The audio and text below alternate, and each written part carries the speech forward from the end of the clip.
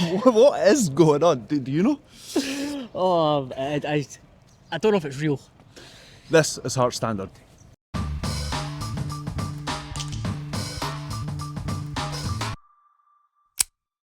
This is Heart Standard. I'm increasingly trying not to get carried away, Craig Cairns. That is Joe Sked. We're at Tynecastle Park. Already carried away. Thank you very much. We have just watched Hearts beat Celtic 3-1. It was well deserved, Joe, wasn't it? It was until I've read some comments or replies on social media. The fact that Hearts scored a penalty and an own goal. Okay. Don't count them. Those don't count. It's actually a 1-1 draw. But no, thoroughly deserved that second half performance. I thought it was quite an even first half. There was moments in the first half where we were a bit worried with the way that Celtic popped the ball about in midfield, got some space. Second half, as soon as we scored those two goals, just like never felt. Just like it's so comfortable going back to Ibrox, felt so comfortable with that with that victory. At Kilmarnock felt so comfortable, and that's what's worrying. All of this feels so comfortable. As you were just saying, like St Mirren next, Gogic, one of their better players, got suspended yesterday. It's just like the European game the other night, the injuries. It just feels like everyone's falling into place. Honestly, everything's just coming up Hearts. And it was in the pub on Saturday, and I was watching the scores come in. It's like Gogic, and then my mate was like, "Oh, he'll be suspended." I didn't click. I was like, "Oh yeah, we're playing St Mirren on Wednesday." It's brilliant. It's got to the point where we joked in there. It's not a case of discussing whether Hearts will win the league. It's how early Hearts will win the league. I'm not sure Derek McInnes would enjoy us talking like that, because his message is further improvement, focus on the next game, which is always going to be the case. But if you're a Hearts fan coming away from that, it's impossible not to think, is this real? Realise it is. Yes, it is real, and then think, bloody hell. Such a good position. Because I put it on social media that this is the same start as we had back in 05-06, 25 points from those first 9 games, and 25 points. But the difference is, there was a good Celtic side, they were only 3 points behind. Now we've got an 8-point lead over Celtic. A Celtic side who don't look that great. They've got some great players, but as a collective, they don't look that great. And then a Rangers side who, at the moment, with such the difference they're not even worth talking about. Derek McInnes has said himself, though, that the fans can get carried away, and this video is very much for the fans and not Derek McInnes. Yeah, so switch over, Derek, if you are watching. Let's go back to there's a wee bit of bringing back down to earth, the fans back down to earth in the first half performance. Not so much, but I think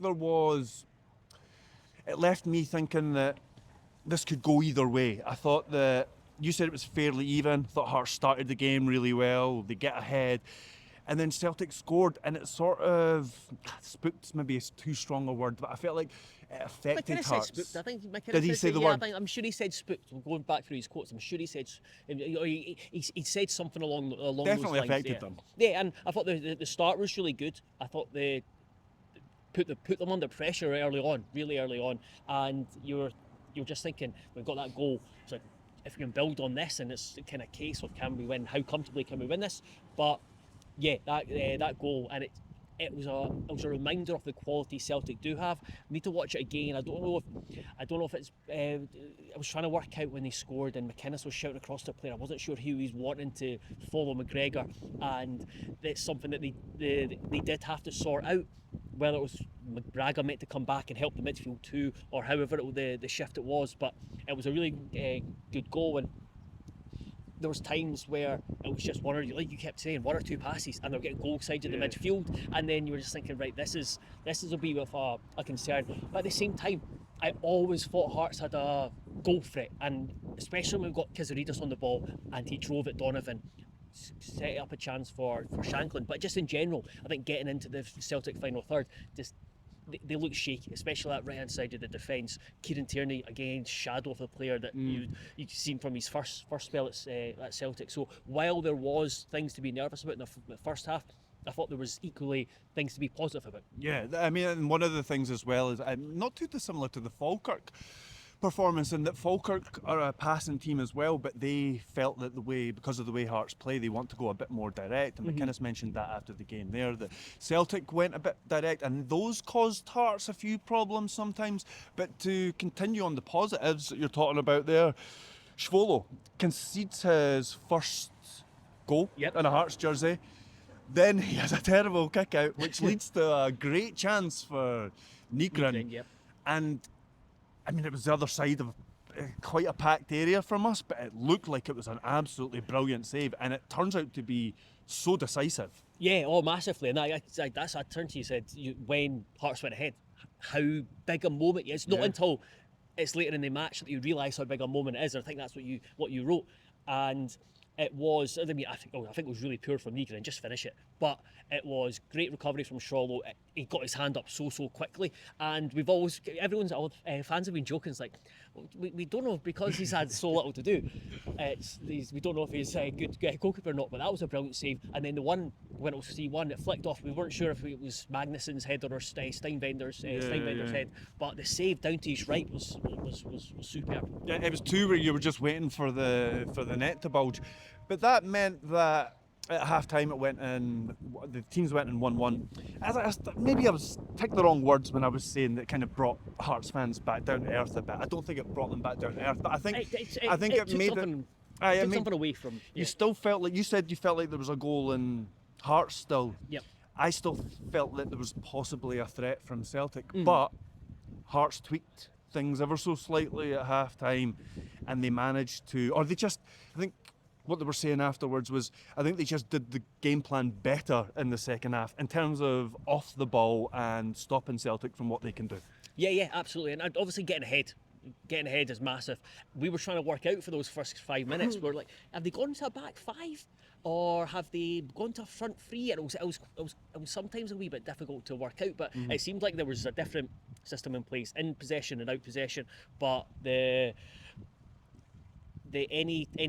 if you go back to the thought of them potentially being spooked, that kind of went away from their system. I think it went away out the system in the first half, but they're back to being confident, and then the goal from Kyziridis just changes the balance of the game. And it's something that's really, you referenced the Kelly game, something that's really positive is that when you get a second goal and to just score so quickly after, that kills teams. That absolutely kills teams, and it killed Celtic. They didn't really get going again until the final stages, and they just lost their way completely, whereas it gave Hearts so much confidence. It relaxed the crowd and allowed the crowd to enjoy it rather than the tension that it normally brings when they're in the olays between passes. Exactly. And stuff. Everyone just had to was able to enjoy it. And then Kyziridis, what a special player.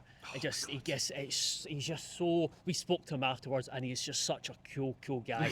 And he's just the way he just looks like a footballer, and in the way that if he turned up at your five-a-side straight away without even seeing him play, you're thinking he's a good player.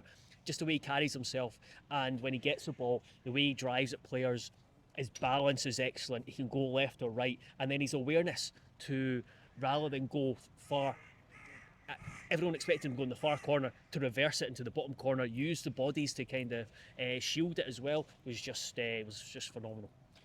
Yeah, you saw it in the first half that Celtic did manage to push him down the outside more often. Like, they pushed him onto his weaker foot, still got some decent balls over, but the start of the second half, I think, was it maybe the only time that he managed to cut in on his right foot like that and get his shot away?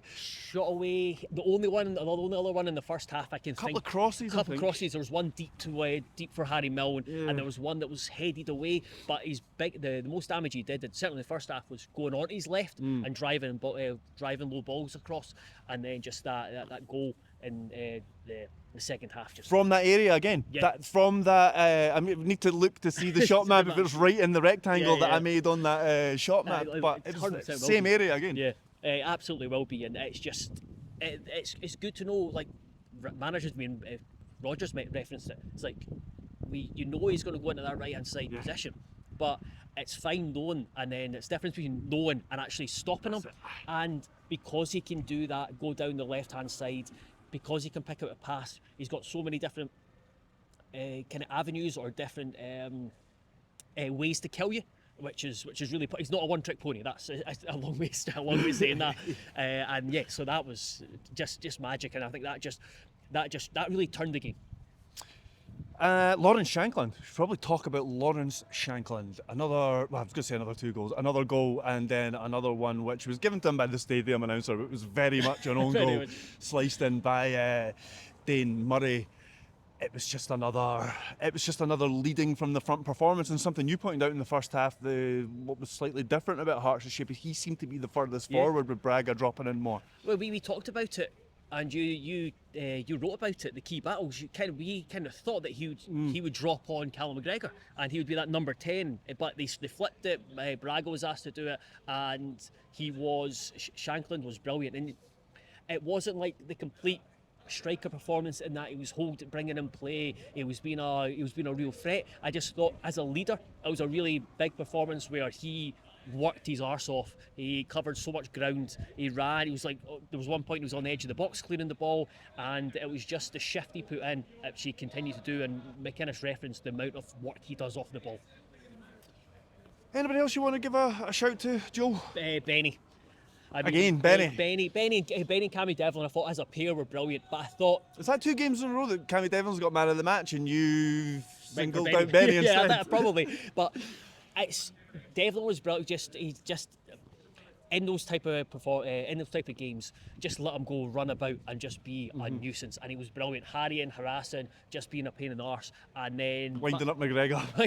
As I was out. And then Beni, he just kind of sits, and he's just his intelligence and his ability to read the game, and his ability to just read the game, his intelligence, his awareness. With the ball and without it, I just thought he was fantastic. I thought the pair of them were fantastic, but you have to realise that against the midfield three that Celtic had, that's a lot of work for Beni and Cammy to do, and I know they've been helped by the strikers, the centre backs, the wide players, but Beni and Devlin were just really, really good. And Beni, he always looks like he's running. He looks like he's injured when he's running, but he can cover some amount of ground, and he's so good at getting his foot in, and you feel comfortable. There's a moment in the second half where he gets the ball with his back, or he's facing his own goal, and then he gets closed down from a couple of different players, but he just takes a breath, turns, and keeps it going. Really, really good. You asked Scott this question the other day, so I'll put it to you now that it's actually happened. This leaves Hearts 8 points ahead, but what does it mean? 8 points ahead of Celtic at the top of the league. What does it mean beyond that? We're going to win the league. Yeah, I mean, I think it just changes. I just think it changes everyone's opinion from, while still riding the wave and just enjoying it, which I think every Hearts fan will and should. It does begin to kind of crystallise the idea that this is very realistic, and that Hearts are not just kind of title challengers, but title potential winners. And you look at it, I remember the bookies at the start of the season, they put it was mental, like Hearts were like 12-1 at the start of the season. Like that is too short a price. 16 was the one I saw, I think. Yeah. But yeah. Turns out they know what they're doing. I think Hearts, Tony Bloom knows what he's doing. Hearts are 6-4, and it's just you're kind of speechless of where it's going. Just enjoy it. This is crazy, absolutely crazy. You're just waiting for the next game to come. And Scott referenced back a couple of shows when he's like, "Oh, we should be aiming for 15 points." That's 6 points now. That's 6 points between now and the international break, and 9 to play for. So, my word, I know. 8 points clear at the top of the league. Ridiculous. I know. When will it end? Hopefully not anytime soon. Unbeatable. Anyway, that's it from us. Please check everything out at heartstandard.co.uk. I've linked a few things in the description. You can also go check out everything we've done there. There'll be reaction from today's game. There'll be plenty more going up over the coming days. And please give us a wee subscribe if you can. We are very nearly at 4,000. We will be back sometime soon, Monday or Tuesday, and we will see you then.